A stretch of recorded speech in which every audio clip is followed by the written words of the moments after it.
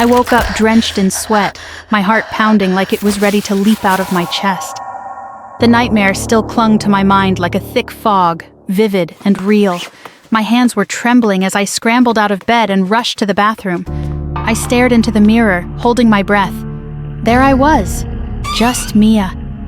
Just the girl everyone admired, the one with the perfect skin, the perfect smile. Relief washed over me, and I couldn't help but laugh, embarrassed by how shaken I had been. It was only a nightmare, I reminded myself. Nothing more. Later that day, I met Jen, my best friend. She was always the calm, collected one, never letting anything faze her. When she saw me, though, her eyes narrowed in concern. Jen pointed to my chin. There's a pimple. You should treat it before it gets worse. I blinked in surprise and quickly pulled out my pocket mirror. Sure enough, a small red bump had appeared on my chin. I hadn't even noticed it until now. I frowned, confused, as she handed me a small tube of acne cream. Mia, you should put this on. I thanked her, embarrassed, and promised to use the cream as soon as I got home. By the time I was back in my apartment, I slathered the cream on before bed, expecting it to clear up by morning. That's how it always worked, right? A simple fix. I had no reason to think otherwise, but when I woke up, my skin felt strange. It itched, burned even. My hand flew to my chin and I froze. The bump wasn't just a bump anymore.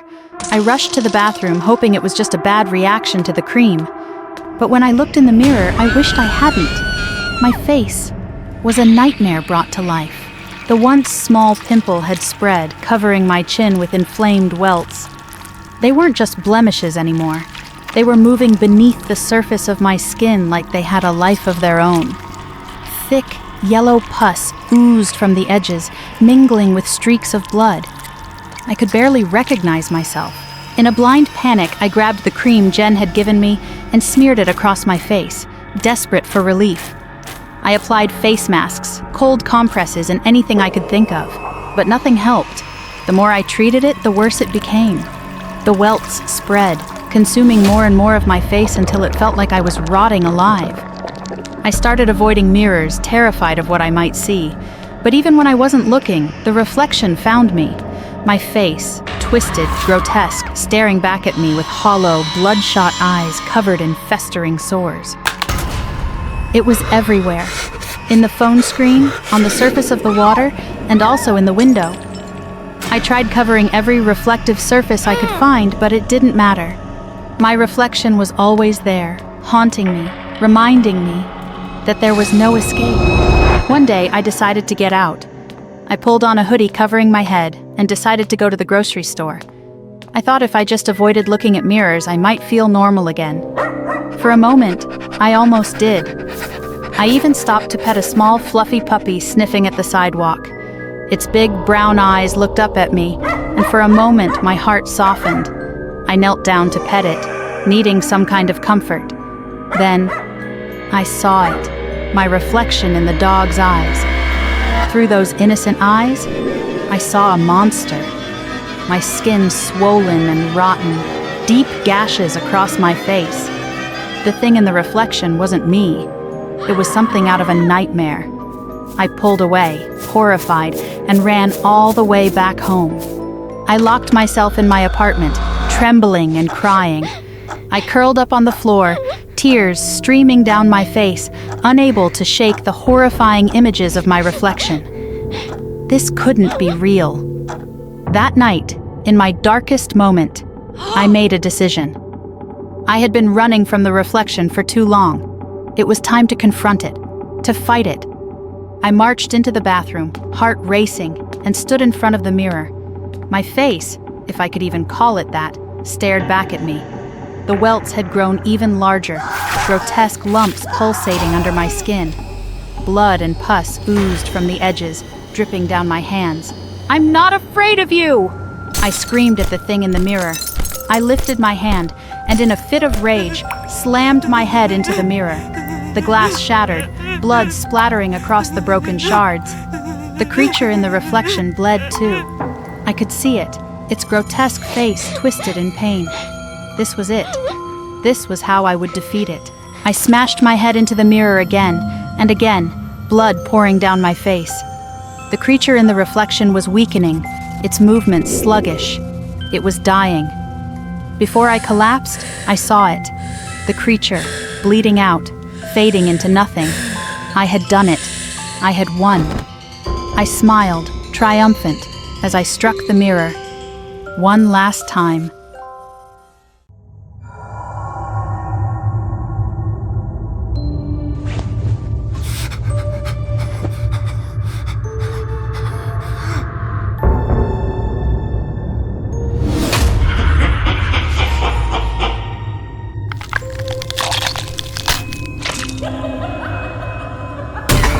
That was creepy. It was just another quiet evening at home. My wife, Anna, and I were lounging on the couch, scrolling through our phones. Anna stumbled upon a new trend on TikTok, and her face lit up with that mischievous smile I knew so well. Anna loved playing pranks, and I was often her favorite target. She just laughed, that glint of mischief still in her eyes. I know, right? Creepy, but kind of funny too. Want to try something like that? I chuckled nervously. No thanks, I'm not a fan of this stuff. Anna shrugged, standing up and stretching. Suit yourself. I thought it was pretty fun. I watched her walk into the kitchen, her footsteps echoing softly. Anna always loved a good scare, but this felt different.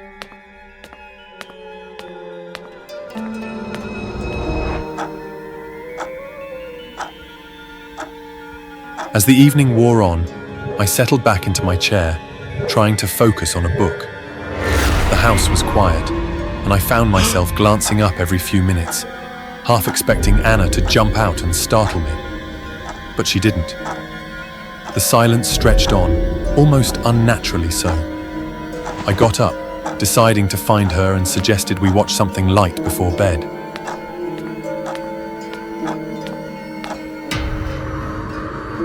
As I walked down the hallway, I frozen. There in the dim light, I saw a figure standing at the end of the hall. It was Anna, but she looked different. Her posture was rigid, her face partially obscured by her hair. And that smile, wide, fixed and unnerving, was exactly like the woman in the video. I took a cautious step forward, but she didn't move. "Come on, Anna, stop joking. This isn't funny," I said, trying to keep my voice steady. Still nothing. The air around us felt thick, oppressive. I took another step, my heart pounding. "Anna, please, you're scaring me." Then she moved, not towards me, but slowly down the hall. Gathering all the courage I had left, I followed her, my footsteps echoing in the quiet house. When I reached the top of the stairs, I saw the bedroom door ajar. I pushed the door open slowly. Anna stood in the middle of the room, her back to me. Her shoulders were tense and her hands were clenched into fists at her sides. "Anna, please, stop this. You're really scaring me," I pleaded, my voice barely a whisper. She turned slowly, her movements unnaturally stiff. Her eyes. I've never seen eyes like that. They were hungry, predatory. I stumbled back, my heart racing. "Stay away! Please, stay away!" I shouted, panic flooding my chest. But she kept coming, that smile never wavering. I turned and ran. I bolted down the stairs, my mind a whirlwind of terror. I had to get out. I stopped dead in my tracks as I heard a noise from the yard. I didn't want to look, but something compelled me to move towards the back door, leading to the yard. In the darkness, I saw Anna standing there, her back to me again. But what made my blood run cold was what she was holding in her hands. A dead rat. Anna bent down and took a bite out of the rat's corpse, blood and fur splattering everywhere. I watched in horror as the scene unfolded, my stomach churning. She looked up, her eyes bloodshot, and that smile, wider than ever, with blood dripping down the corners of her mouth. I couldn't stay here. I couldn't face whatever this thing was that wasn't Anna. Without hesitation, I turned and bolted out the front door. My hands were shaking so badly I could barely turn the knob. When I finally got the door open, I glanced back. Anna stood there in the doorway watching me, that smile still etched on her face. I didn't wait any longer. I sprinted out into the night, my breath coming in ragged gasps. I didn't stop until I reached the car, fumbling with the keys in my pocket.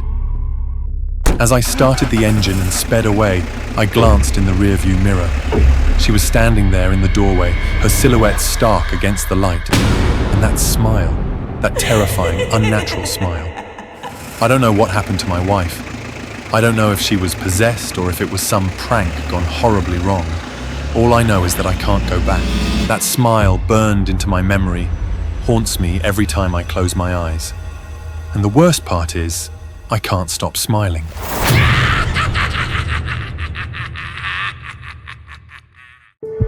I sat there in horror, watching Thomas's legs walk between his bedroom, the kitchen, and the door, over and over again. At one point near the end, stopping to sit at the table and eat something. I could only guess what.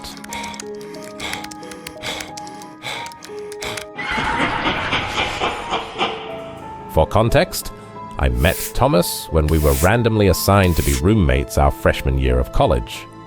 Nothing seemed to be off with him back then.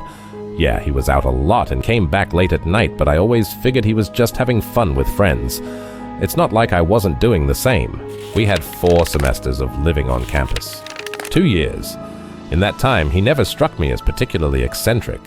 Maybe a few little things, like how he never put any food in our mini-fridge, but nothing that warranted genuine concern. It wasn't until we moved into an apartment that things started to become strange.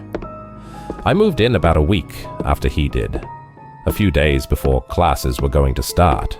I was supposed to come in at the same time, but my aunt died, and I needed to help my dad with some aftermath there. It would have kept me longer had the start of the semester not snuck up. But that's beside the point. We viewed the apartment together initially, and it was a pretty nice, cozy place. Not exactly modern, but sure as hell cheap enough to make it worth it without said price being shady. Neither of us were bothered. But when I was finally able to move in, the place looked worse for the wear somehow. Significant enough that I noticed immediately. The paint in some places had started chipping severely, something Thomas didn't even react to when I pointed out. The floors were mostly fine, but a few of the boards creaked particularly loud, which I hadn't noticed at our viewing. Again, enough that it bothered me, and still not enough for Thomas to give a damn about it. Then, there was the fact that the lock to the remaining bedroom, mine, was broken. A problem not very easily fixable on a college budget. I asked Thomas about that one, making sure he actually answered me, but he just kind of shrugged it off and told me he hadn't noticed it. But still, okay, whatever. Weird, but probably not a big deal besides losing our security deposit. It didn't matter. The semester started and the weeks progressed. And that was when I started noticing things about Thomas. Living in an apartment instead of a dorm was the most distant he'd ever been. It's not like he was ever super talkative, but now it seemed like he'd only glance my way and move on, unwilling to do more. In fact, he only really talked to me if it was to snap at me about being clean or quiet. With the former, he was only a little bit of a clean freak back in our dorm. Incessant about his own side, but he only got really pressed about it if any of my mess seeped into his. Here and now, though, it really shined through how bad it was. He never touched my room or anything, but the rest of the apartment had to be spotless or he'd be pissed. A few times more recently, he's thrown out my stuff because I hadn't touched it in too long, whatever that means. Nothing devastating. But one of those things was a spare charger I had to dig out of the trash and then get sprayed down with Febreze. Nothing short of annoying is what I'm getting at here. Why he suddenly became really anal about it was anyone's guess at that point. As for the being quiet part, that was an entirely new issue. Thomas never gave a damn if I was loud while playing a game before, but suddenly now it was worth slamming my door open without knocking over.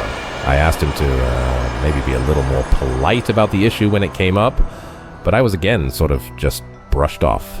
Still, it rubbed me the wrong way how suddenly angry he was getting about the issue. Yes, it was my fault, and I got better about it, But what the hell was with the switch up? Yet, I still just wrote it off. Maybe he had some mental or emotional stuff going on he didn't want to talk about?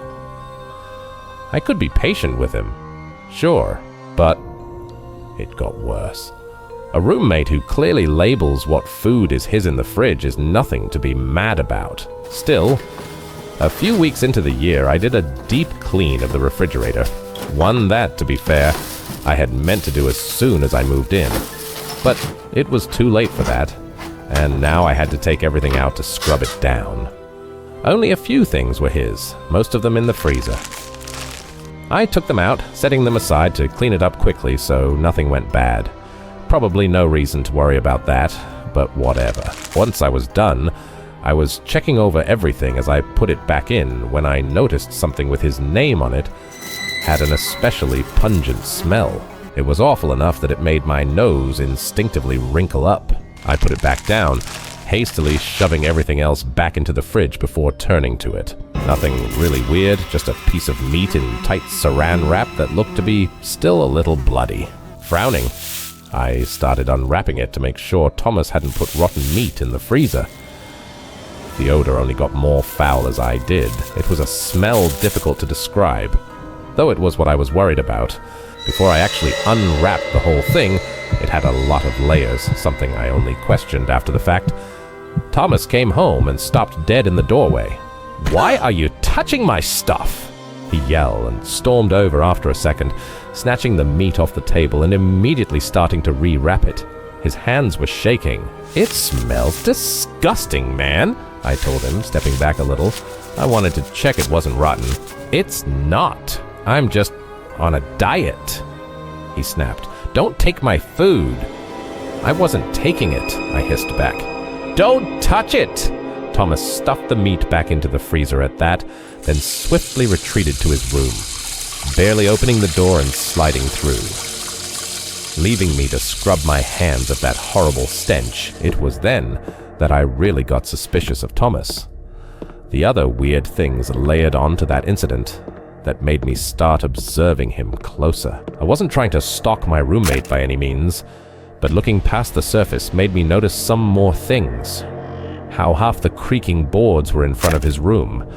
How he always slipped into his room like he was hiding something in there, that most of his labeled food had that same disgusting odor of death when I checked. Well, sniff tested them. After the first time, I was a little scared to unwrap another one. Maybe it was stupid, but I'd read online somewhere that a reason for creaking floorboards could be that they had recently been lifted up.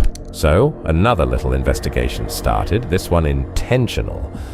When Thomas left for class, I started checking under the boards, and it wasn't long before I turned up something. A handsaw, off-putting thing to be hidden under my feet, to say the least. It looked pretty well worn, clean but used. Aside from the saw, lifting the board let me see a mysterious reddish-brown blotch stained into the underside of it. That was enough for me to put the board back and stop thinking about it for now. At least, until I could come up with a plan. I had a film major buddy, and I managed to convince him to let me use an old video camera of his for science. I hid it in a plant and aimed it at the door to Thomas's bedroom at leg level. Set up to stay at said friends for the night, and then let it play out. In hindsight, a mediocre video camera was a really shitty pick for this, but it did the job enough. I didn't get a live feed or anything, and I was left to wallow in anxiety the whole night. But when I got back while Thomas was out the next day, I could dig the camera out and watch what it showed me. After charging it anyway. It caught 8 hours of footage before dying. Most of it was nothing, which I sped through until Thomas walked into frame, emotionlessly kneeling down and yanking the floorboard up. I jumped back and let the video play, pulling the handsaw out and putting it down again. He walked into his room, seemingly stowing it away, then left again for another hour or so. When he came back, there was a woman our age with him. They were talking quietly enough that the video camera didn't pick up the words, but I could make a guess what it was about. They disappeared into his bedroom, the lock clicking loudly. It remained quiet for another moment before the worst, most horribly unsurprising sound met my ears. A woman's scream being cut short. I could barely watch the next 2 hours of footage. All that remained before the camera died. Guys, I think my roommate is a freaking cannibal. After witnessing it, I became haunted. The handsaw, the smell of blood, the peeling paint on the wall, the girl's terrified screams. I guess I might be Thomas's next target. My instincts are telling me so. I think I should gather all the evidence and report to the police. Thomas is going to be home from his class soon. I'm worried he knows that I've got him figured out. Or at least under enough suspicion to warrant police involvement. I can't confront him. That's a horrible idea. But I think I hear his keys jingling. So I'm going to have to pass him if I want to go to the cops.